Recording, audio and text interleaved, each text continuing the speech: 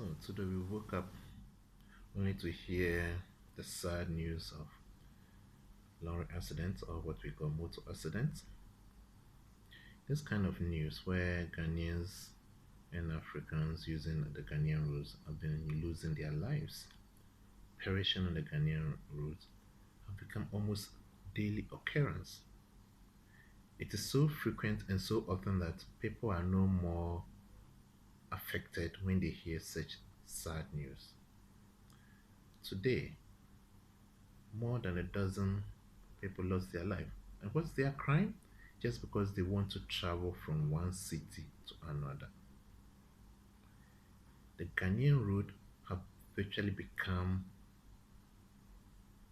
a journey of no return. If anyone applies any Ghanaian road whatsoever, then it's more or less like an adventure tour.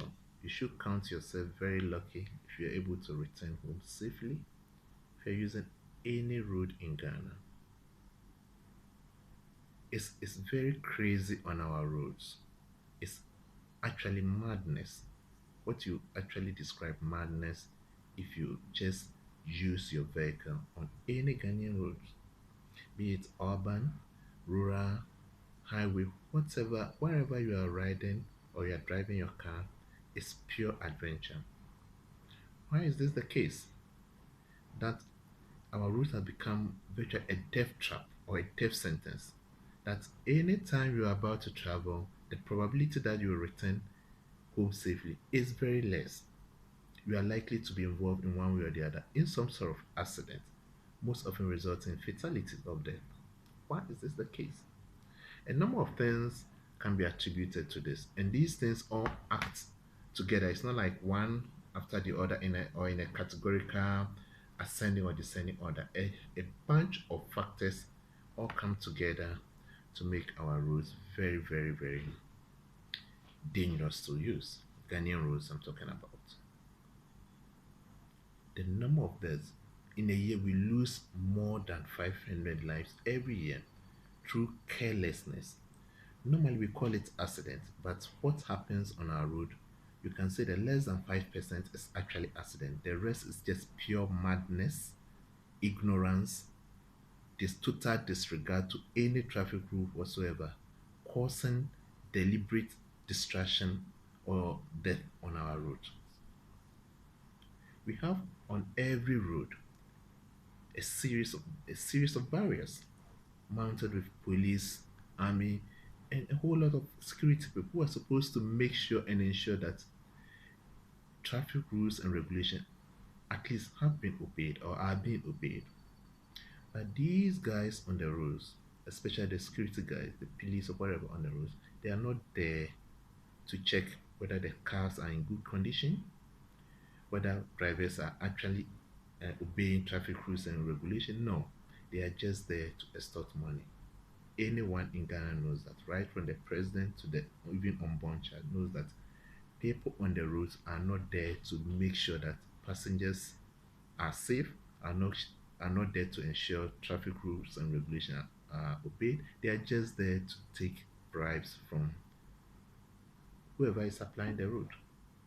So you have a series of barriers and whatever, and all that they do is stop the car. If it's at night, they throw some torchlight on you, and if they deem that okay, this is a suspect that we have to get something from, yes, they will get the money from the person, and off you go.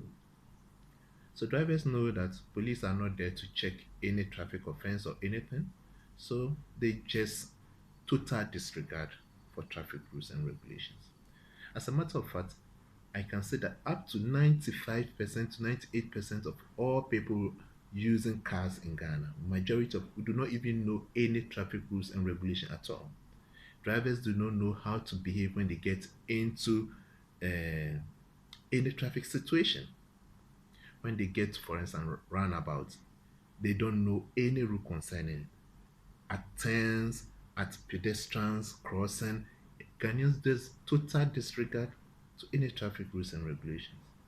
As a matter of fact, anybody who can move a car forward or backward, consider him or herself as a driver.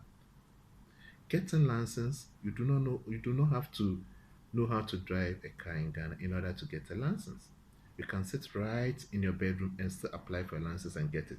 What's the process? Just pay some money and somebody is going to get you your driving license. Yearly, we are supposed to bring all cars for roadworthy certificates. 95% of people do not even bother to bring their cars to where it got to be inspected. They just sit right wherever they are, pay some money, and somebody brings them this certificate or sticker and they put it right on their windscreen. So we have normalized criminality, total disregard for human life, and it's killing us. This that is on our road is actually taking away our human resources. You never know who is going to lose or who has lost their life and what they would have done for the country. Normally, when these things happen, we just go on the radio, television, and we just talk and talk and talk and talk, and nothing at all will be done. The nature of our roads are in deplorable state. They construct a road today, they take huge sums of money from the government, but in 2 days or just after rains, the road just wash away and it's total. It has become totally destroyed. So the potholes on our roads sometimes do actually cause accidents. And then um, we have added more traps on the roads. For instance, everywhere you have these bumpers or raise up to slow people down as they are approaching cities and villages. And we have cars that are overloaded, huge trucks, these long vehicles that are very, very much too overloaded. So when they go over these things a couple of times, sometimes their tires, they lose their tires and they just drive straight to oncoming vehicle. The police on the road are supposed to inspect and check that the cars are overloaded or something that they have to stop them, but they don't do that. So we have become a country where our roads have become death trap and jungle. Nobody is enforcing any traffic rules and regulations. Nothing is being done about the situation. And this situation is not just recent, it's been there. We know that our roads, the Ghanaian roads, and driving on the Ghanaian roads has become virtually a death trap for all of us. You'll be on the road and you have a series of politicians going for a function and they'll be driving at the wrong side of the road with heavy speed. All that they need is their blue lights and sirens. They'll be facing and pushing people aside, causing road accident. Politicians who are supposed to obey rules, Ghanaian politicians are the number one traffic offenders. Politicians are the number one traffic offenders in Ghana. They will just be driving at any side of the road. Total disregard to any traffic rules. As far as Ghanaian politicians are concerned, they are not supposed to abide by traffic rules and regulations. Period. No Ghanaian politician or anybody who considers himself a politician in Ghana obeys any traffic rules. They just get into their car, that car that they normally V8 or Toyota V8, and they put on the blue light, and that's it. They'll just clear anyone on their road. It doesn't matter who is on the road. They'll just be bulldozing their way through. So people have learned that. A lot of people just buy these blue lights and sirens, and they also start applying it. Okay, so total disregard for human life in Ghana. People are losing their lives every day in the hundreds in Ghana. And all that we do is we talk, nothing will be done about it, and another person will lose. After this video, somebody is going to lose their life. I don't know whether I will even be able to get home alive because our roads have just become too dangerous. Do politicians know about this? Yes, they do know about it, but they are not going to do anything about it. Do the law enforcement agencies know about it? They know it. Nothing's going to be done about it.